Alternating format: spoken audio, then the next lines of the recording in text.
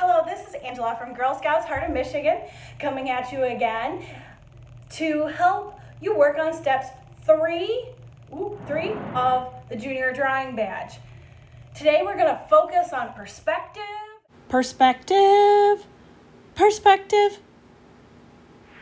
And that means we need some supplies, but not very complicated ones today.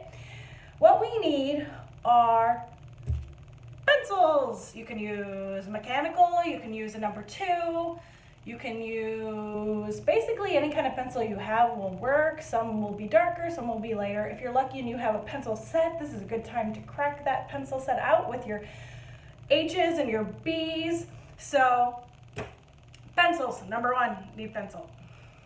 Number 2, if you're going to use pencil, you really should have an eraser. See this guy? Yes, my pencil has an eraser on it, but I'm going to tell you, I chew these up like nothing. So, big honkin' eraser, always a good plan when you're drawing, especially with pencil. Number 3, if you're using pencil sharpeners. They will keep your tip sharp if you are using an automatic pencil. And as far as our next drawing supply, if you're using it, they're really handy. And that is, oh my goodness, colored pencils. Honestly, anything that makes colors you can use for this, but I'm gonna use colored pencils because I think they work best. They're a little bit erasable, they give you a little more control. They are layerable with the color, they do all the good things, and then they can be removed a little bit too. So I'm using colored pencil. But if you don't have them, use markers, use crayons, use chalk. You could do any of it to add the color. In fact, you could even paint, although that's a whole lot more supplies to get into. So that's up to you. Now, the next really important supply we're gonna need, particularly for perspective, although you might wanna use it for your logo portion too, is a ruler. This is a really important supply for today. It could actually just be a straight edge. I could not find a foot-long ruler, and I would have been better off today if I had a foot-long one, but I did at least find one ruler in my house. It is 6 inches. I think that's the 6-inch side. Yep. Yeah. So we're gonna go with the 6-inch ruler and go from there. The other supply that you will want today is, of course, something to draw on. So I have my sketchbook here, my beautiful, awesome sketchbook, and it will do the trick for the kind of paper I'm using. If you're curious what kind this paper is, it's mixed media. This, as I think I've said before, my favorite. You can do a little bit of everything on this paper and it holds up pretty well. So, mixed media paper, notebook paper, 8.5 by 11 sheet of paper, it does not matter. You just need paper for this. Now,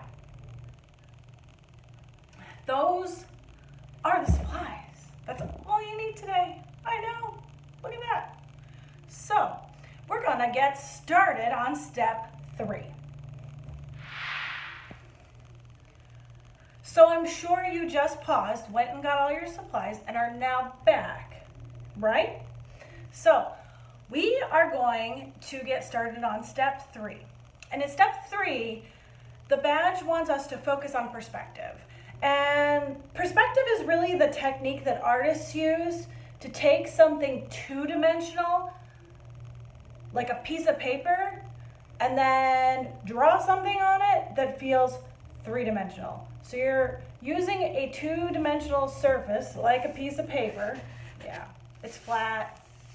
I really can't bump into anything. It's completely flat. And when we draw on it, the idea is to take the image and make it look like it's three-dimensional, like it looks like in the real world, like I could reach out and touch it. And perspective is the tool that basically makes it possible to do that three-dimensional thing on a two-dimensional surface. So basically what perspective is when you follow the idea that things in the front are bigger and things far away, way out there, are smaller. Basically, one of the things to think about is that as you look out on the world from the perspective of your eye line, things do, the farther away they are, the smaller they get. And eventually, there is a point where everything in your sight line vanishes. Yes, it vanishes. So there is something called a vanishing point when you're drawing in perspective. It is the point at which the artist basically sees everything disappear that they're focused on at their eye level. And the eye level is really actually your horizon line. You've probably heard the word horizon line if you've done anything with art, particularly especially landscape drawings, because that's typically where the land meets the sky above, or the sea meets the sky above. So what we're looking at though in perspective is, yes, it could be the land and the sky above is your horizon line, but in a lot of pictures you don't have land or sky necessarily to create that dimension. It can sometimes just be the eye, the line at which your eye sees, and then as it goes out, it disappears into that vanishing point. So, we have not always, as a human race, known how to create that three-dimensional perspective. It only came about in the era of the Renaissance. It was something that was new and revolutionary in the art world. This idea that we can make something look like it moves back truly in space on a flat surface. And so we're gonna figure out today how to create a version of perspective, because there are different ways to look at things. I often take my camera out and I kind of challenge my ability to look at the world from a different perspective. And with drawing, this is another way to do that. And where you put the vanishing point determines where your perspective is going to be. So in this painting by Van Gogh, The Bedroom at Arles, you can see that Van Gogh chose to put the vanishing point, the black dot, in the window, which means the perspective of the viewer is probably standing up in the room looking out the window. And if you look at the red line, it goes right through the vanishing point, basically horizontal, thus why it's typically called the horizon line. And then all the blue lines are the lines that basically are leading the eye back. And as you can see, the furniture and all the items in the room basically follow the path of those lines by starting out big towards the front of the painting and slowly getting smaller as it goes to the back of the painting. If you were laying down on the ground, the perspective would be entirely different. The bed might be just slightly bigger or a whole lot bigger if you were standing from above or like hanging off the ceiling and looking out the window. The perspective would be entirely different. So just like with my camera, where I choose to lay on the ground or stand on something to take a photo, you can create that same feeling in a drawing or a painting, just by changing where you put that point where everything disappears in the distance, that vanishing point. Another example of one-point perspective is this drawing, where you can see you're laying down on the ground looking up, and the vanishing point is the bird in the center of the trees. So the tree trunks get wider towards the ground and they get narrower and tinier as they get up to the tip tops of the sky, which is quite far away from you. Another option is an image like this one, where instead of looking up at the sky, we're looking down at the sky from our 1-point perspective. If you look at it, the little blue car on the right, farthest right, closest to the airplane, is basically on the vanishing point. And all of the buildings lead down to it, creating this sense of dimension, of that sense of space going back into infinity and beyond. So now that we've talked about perspective and we looked at some artistic examples of the different vanishing point placements for a 1-point perspective drawing, it's time to actually make our 1-point perspective drawing. And today we're going to make a bug's eye view. So think about a bug. Typically when we think of a bug, are they big creatures? They're very, very tiny. And they live on the ground, or they fly through the air. But most of the world to a bug is ginormous, right? Ginormous. So we are going to draw a person from a bug's eye view.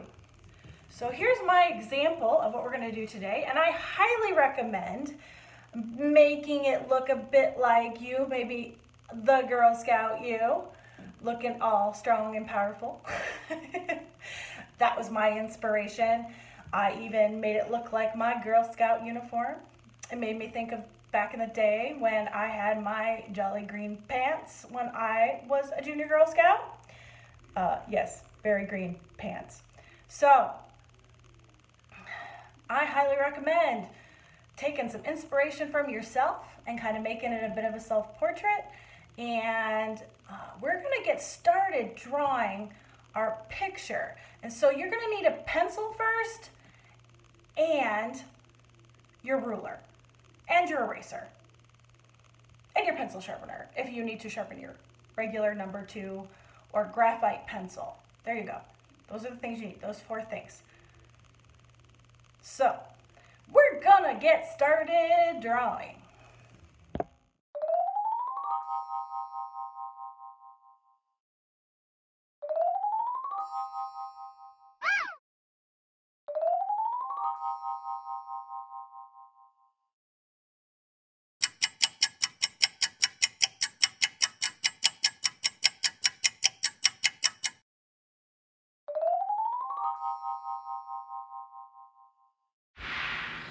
Measuring in perspective drawing is extremely important. It allows you to make sure that your spacing and sizing of the different aspects of your picture are accurate to where your vanishing point is.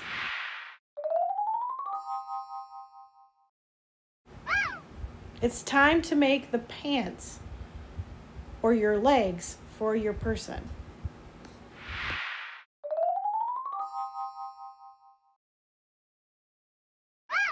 In this part, you are going to make your torso and you're going to make your arms and your hands.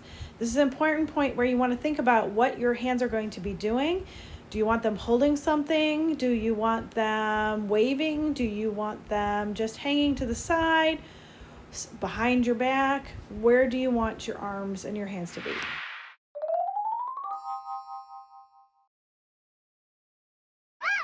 When drawing in your head, which is basically an oval, you do not want to go so high that there is no room for your hair.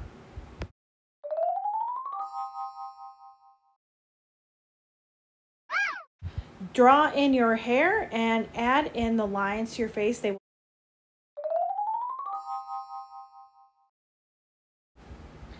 Use the lines to create balance between the features on your face. Remember, you're doing this from bug's eye view, so you're going to be looking up the nose.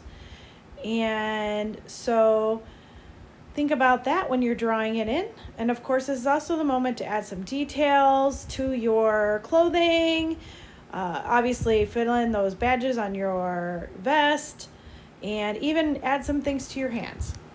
I added a pencil and a sketchbook so she could do some sketching out in nature.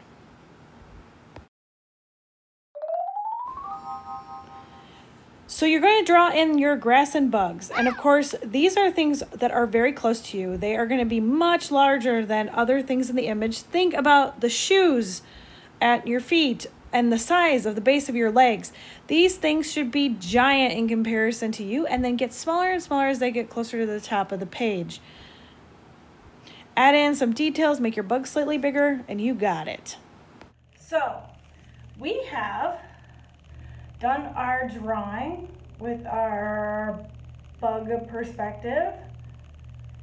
Now, what we're going to do is color this in. So this is the moment when you're going to really want your eraser and what other colored media that you have to use, whatever color mediums you have.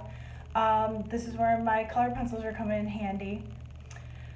I highly recommend, if you're using markers, to start with lighter colors, and you can go over it with darker colors as you go. Layer color is really a good thing. And then if you would like, you can always go over it with a dark gray pencil or dark gray marker or dark gray crayon and outline it if you feel like it needs some sharpness. Okay, we're gonna get started with the coloring. We're gonna color, starting with lighter colors, as I suggested on the bottom. And if you can see, I've added some darkness underneath some of the objects to create shadow. If we go along, you'll notice I've used yellow on the bottom of the grass. And as I work, it'll be darker towards the bottom of the stems of the grass, base of the grass, and get lighter in color towards the tips, because the sun will be hitting the tips more than the bottom part of the grass. We're going to keep layering that color, and we will keep making it darker, giving it more depth. Do not be afraid to layer color. If you have markers, start with your lightest, of course, and then just keep working up, adding darker and darker colors.